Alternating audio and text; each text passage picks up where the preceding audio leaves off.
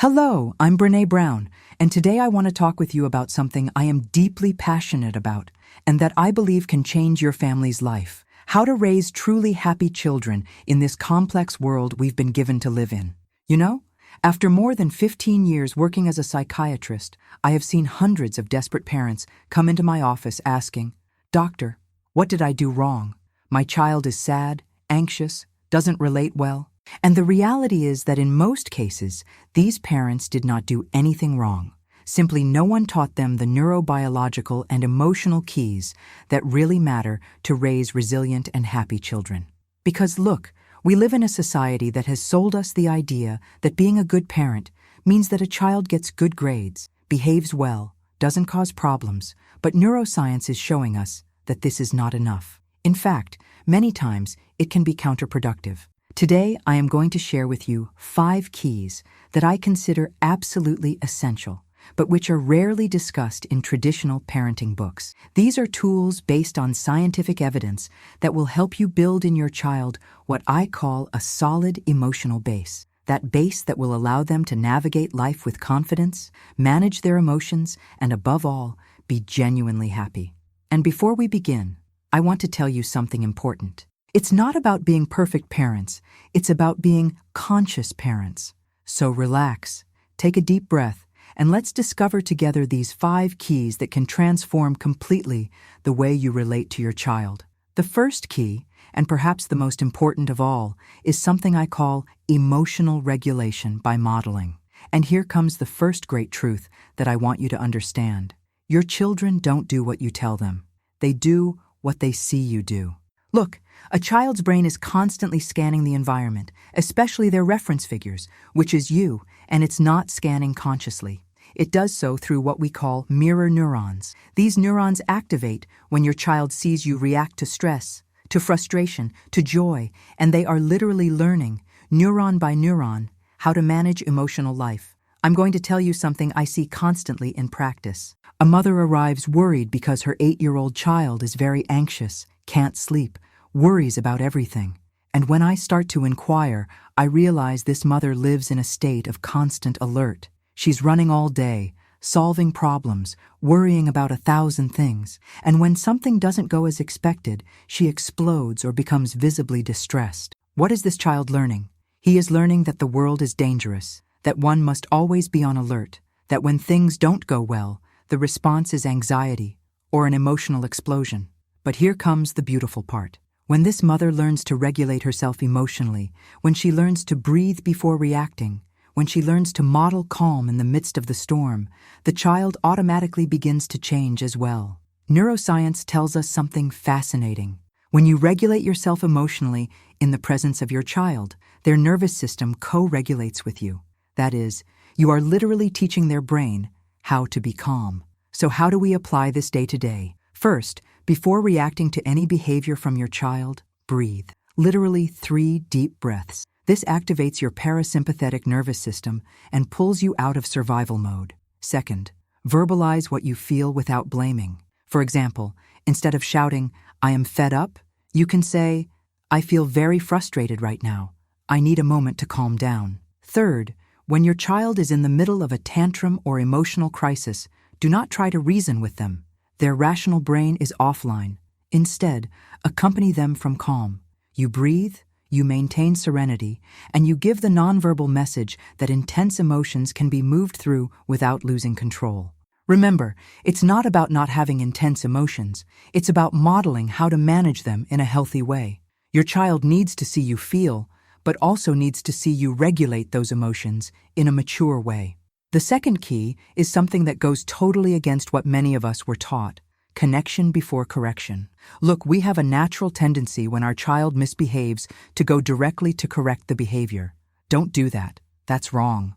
Why did you do that? But developmental neuroscience is showing us that when a child is in survival mode, that is, when they are acting from frustration, fear, or dysregulation, their rational brain, their prefrontal cortex, is literally offline. It's like trying to teach math to someone who is having a panic attack. It won't work because they cannot process rational information at that moment. A child's brain needs to feel safe and connected before it can learn. This is basic neurobiology. When the limbic system is activated by stress or intense emotion, the prefrontal cortex disconnects. It is a survival mechanism. I will give you a very concrete example. Your 5-year-old has hit their sibling because they took a toy. The traditional response would be, "We don't hit. Why did you do that? Go to your room to think about what you've done." But according to developmental neuroscience, what this child needs first is connection. They need you to validate their emotion. "I see you got very angry because your brother took your toy." It's normal to feel that way. You are connecting with their emotional experience. You are telling them that their emotions are valid. Once the child feels seen and understood, their nervous system begins to regulate. And then, when there is connection, we can make the correction. I understand that you got angry, and it's okay to feel angry, but hitting is not the way to solve problems. What else could you do when you feel like this? The difference is abysmal. In the first case, the child learns that their emotions are bad, and that when they feel that way, they should hide or be punished. In the second case, they learn that all emotions are valid, but there are healthy and unhealthy ways to express them. This doesn't mean you don't set limits. Limits are essential for a child to feel safe, but limits are set from connection, not from disconnection. And here comes something very important. Connection is not consenting. It is not saying, "It's okay that you hit."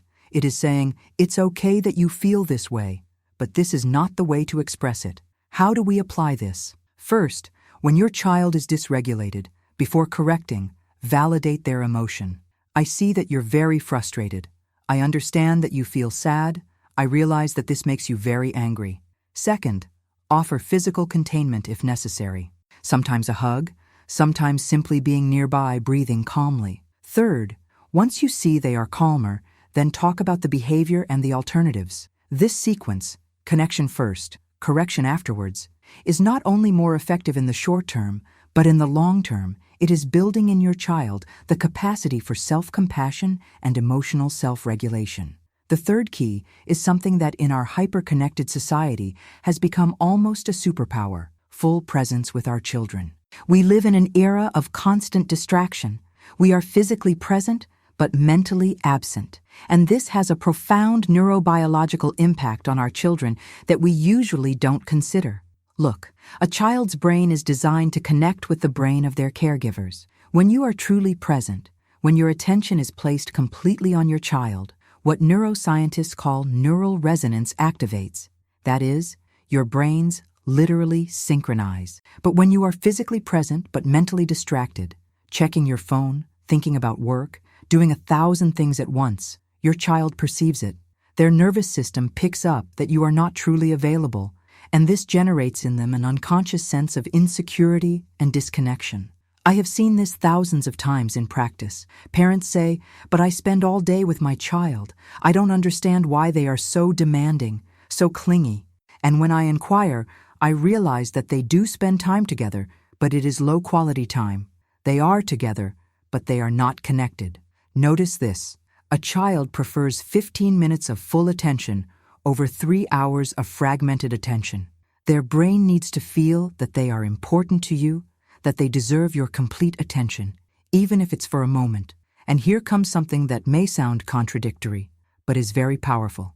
When you give your child moments of high-quality full presence, they are then able to play alone, to self-regulate, to stop demanding you constantly. It's as if their emotional tank fills, and they no longer need to be constantly asking for your attention. But in our society, we have lost stability. We are always doing several things at once, always connected, always available, but never truly present. I'm going to propose a very simple but very powerful experiment. It's called special time, and it's something that can completely transform your relationship with your child. Every day, devote about 15 minutes of special time with your child. It can be in the morning, before bed, when you get home from work, but let it be 15 minutes where, first, there are no screens, no phone, no television, nothing that could distract you. Second, you ask your child what they want to do in that time, and you do what they choose. If they want to play with dolls, you play with dolls. If they want to talk, you talk. If they want you to read, you read. Third, during those 15 minutes, your attention is 100% on them. You are completely present, completely available. Fourth, Do not use it to educate, to correct, to teach. It is pure connection time. At first, it may be difficult. We are so used to multitasking that being completely present can make us anxious, but persist because the results are extraordinary. The parents who implement this tell me things like, "My child is calmer. They no longer follow me around so much. They behave better. They seem more self-confident." Why? Because their basic need for connection is being met consciously and consistently. Full presence also includes something very important: being present in difficult moments. When your child is having a tantrum, when they are sad, when they are scared, instead of trying to fix the emotion quickly, simply be there breathing with them. Remember, your presence is a neurobiological gift for your child. Their brain is developing in relation to you, and when you are truly present, you are giving them the most powerful message there is. You matter. You are valuable. You deserve my full attention.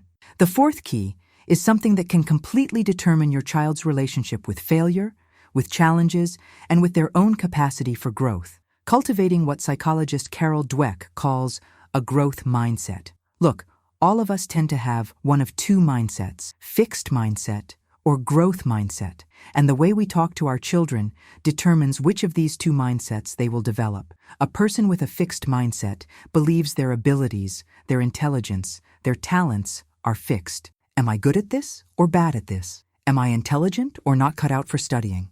These people tend to avoid challenges because they fear failure, because failure threatens their identity. A person with a growth mindset, on the contrary, believes their abilities can be developed through effort, practice, and learning. They see challenges as opportunities for growth and failure as valuable information to improve. And you know what? The way you praise and communicate with your child is determining which of these mindsets they will develop. I will give you a very clear example. Your child comes home with a 10-10 in a math test. The typical response would be, "You're so intelligent. You are very good at math." It seems positive, right? But neurobiologically, you are teaching them that their value lies in being intelligent, not in the process of learning. The growth mindset response would be, "I see that all the effort you put into studying has paid off. I like how you didn't give up on the hard problems." You are praising the process, the effort, the persistence, not the person, but the actions. The difference is that in the first case, if next time they get a 5, their identity wobbles. I'm no longer intelligent. I'm no longer good at math. In the second case, if they get a 5, they think, I need to study more or ask for help or change my strategy. This is not just theory.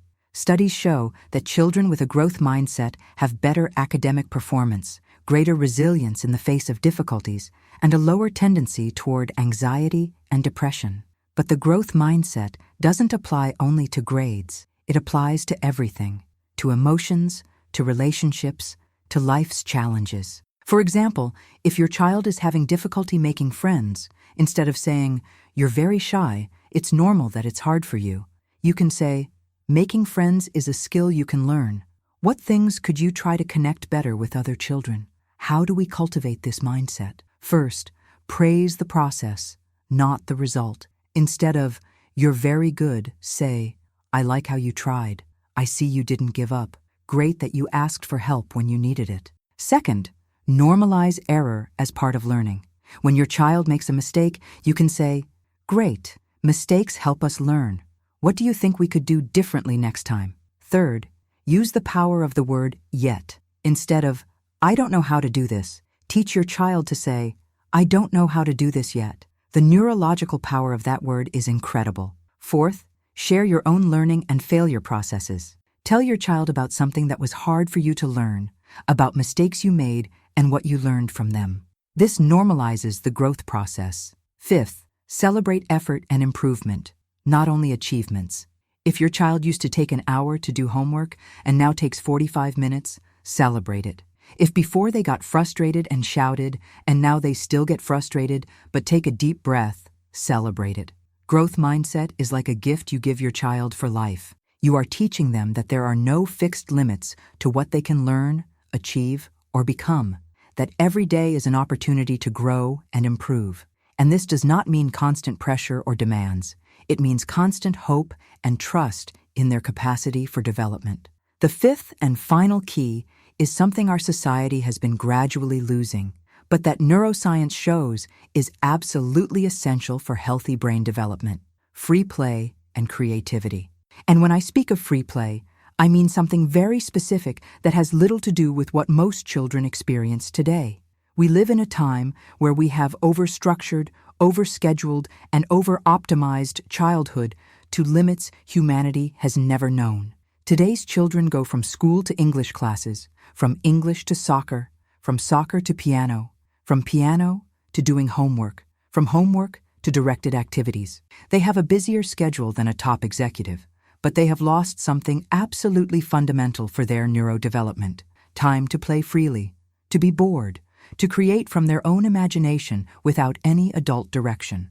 And this has neurobiological consequences that are much more serious than we usually recognize. Free play is not entertainment. It is not wasted time between the important activities. Free play is the natural, evolutionarily designed way in which the child's brain develops, learns, processes experiences, and self-regulates. To understand this, we need to talk about what happens in the brain during free play.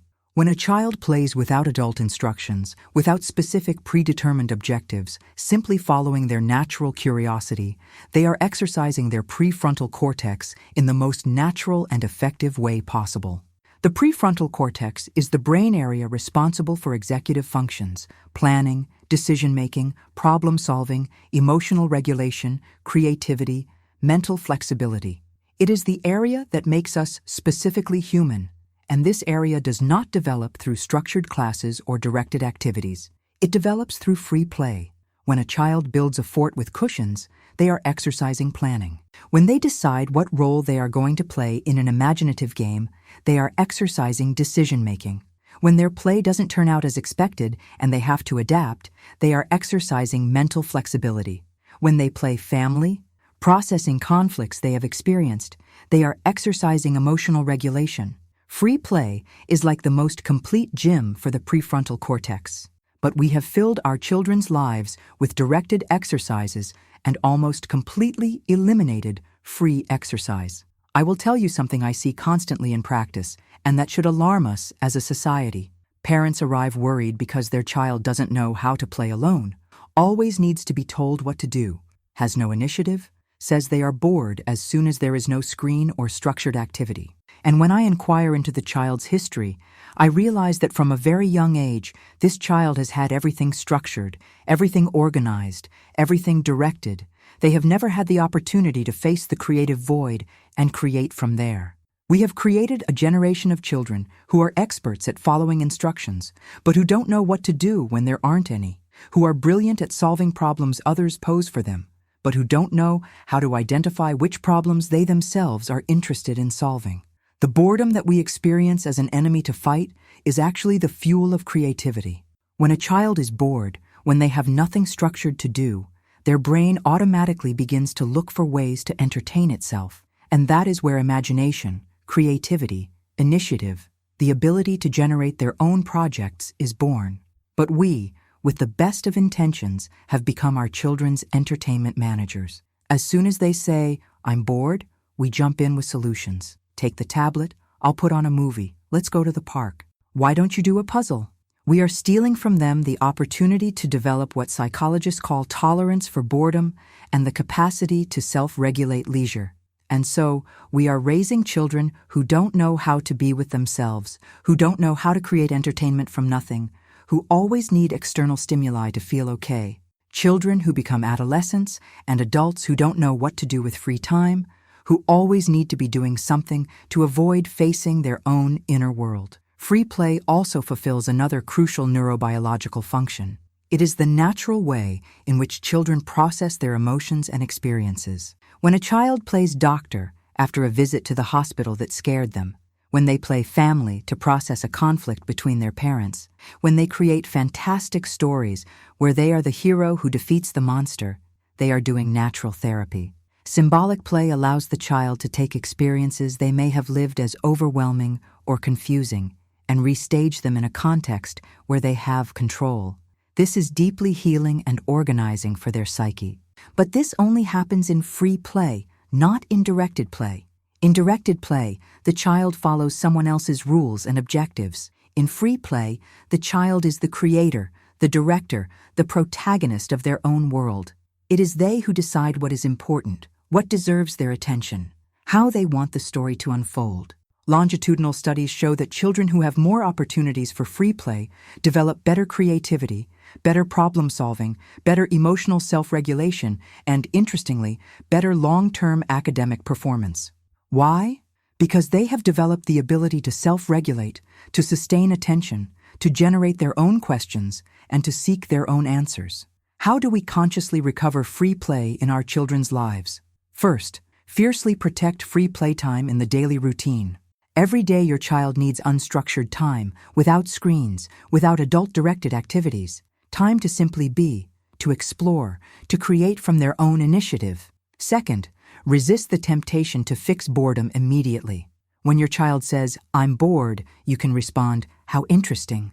Sometimes the best ideas come from boredom. What might happen if you stay a little longer with that feeling of boredom?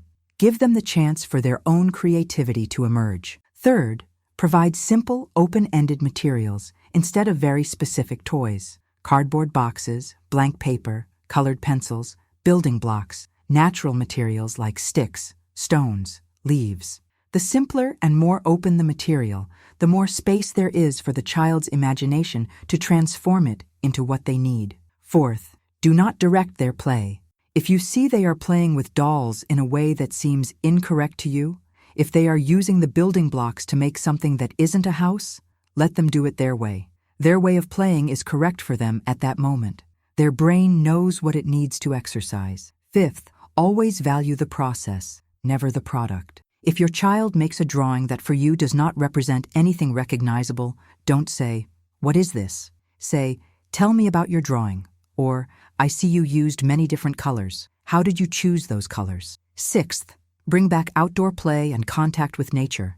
Neuroscience shows unequivocally that contact with natural environments reduces cortisol, improves attention capacity, supports emotional regulation, and stimulates creativity in ways that indoor spaces simply cannot achieve. In an era where children spend 90% of their time indoors, where the majority have never climbed a tree, where many have not had the experience of building something with their own hands, using natural materials, we need to consciously recover these experiences as an essential part of healthy development. The revolutionary message in our current culture, playing is not wasting time. Free play is the most effective and natural way to prepare your child for the challenges of adult life. In free play, they learn the most important skills they will need: creativity, problem-solving, emotional self-regulation, capacity for collaboration, and, above all, the ability to find joy and meaning from within, without constantly depending on external stimuli,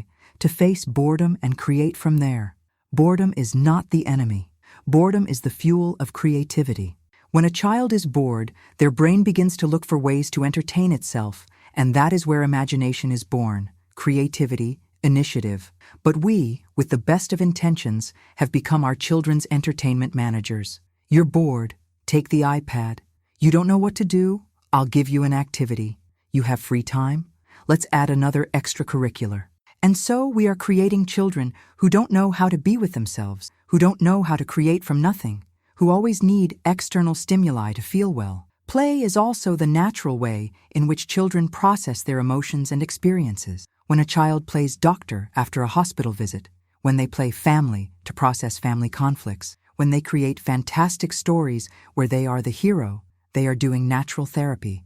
But this only happens in free play, not in directed play.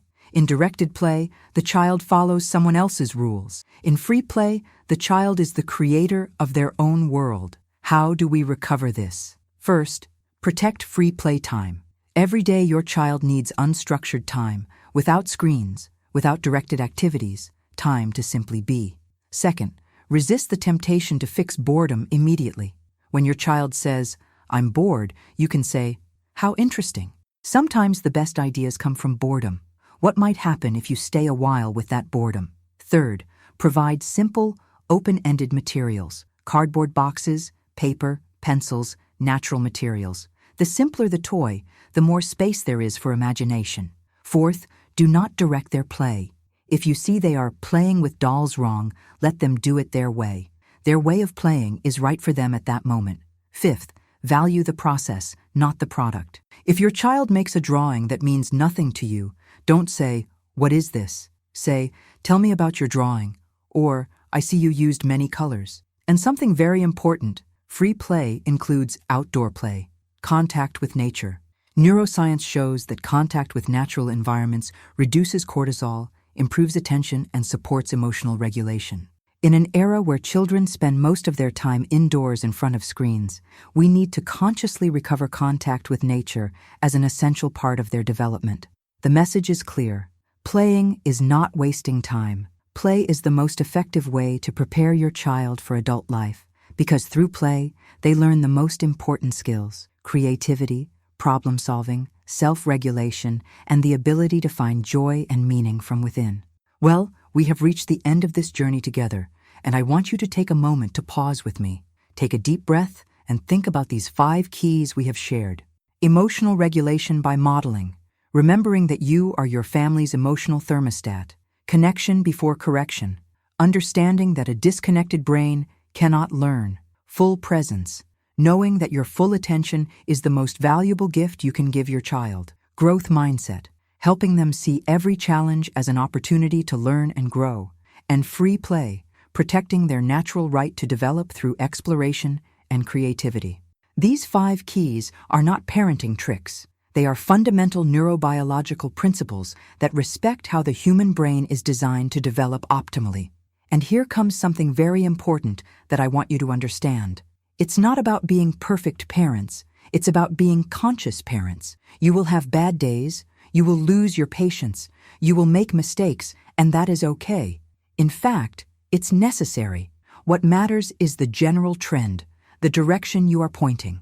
And when you make mistakes, and you will, use them as opportunities to model a growth mindset. Apologize when necessary. Talk about what you learned. Show that adults also continue to grow and learn. Remember that raising happy children does not mean raising children who are happy all the time. It means raising children who have the emotional tools to navigate all of life's emotions, including sadness, frustration, and fear, in a healthy and resilient way. It means raising children who know they are valuable regardless of their achievements, who understand they can learn and grow, who feel connected to you and to themselves, and who have the capacity to find joy and meaning in life. If you implement even one of these keys consistently, you will see changes in your child and also in yourself, because in the end, raising conscious children forces us to become more conscious versions of ourselves, and that, believe me, is one of the greatest gifts of parenthood. The opportunity to grow alongside our children, to heal our own wounds, to become the people they need us to be. I invite you to choose one of these keys to start with, just one. Implement it over the next 2 weeks and observe what happens. Then, once it is integrated, you can add another.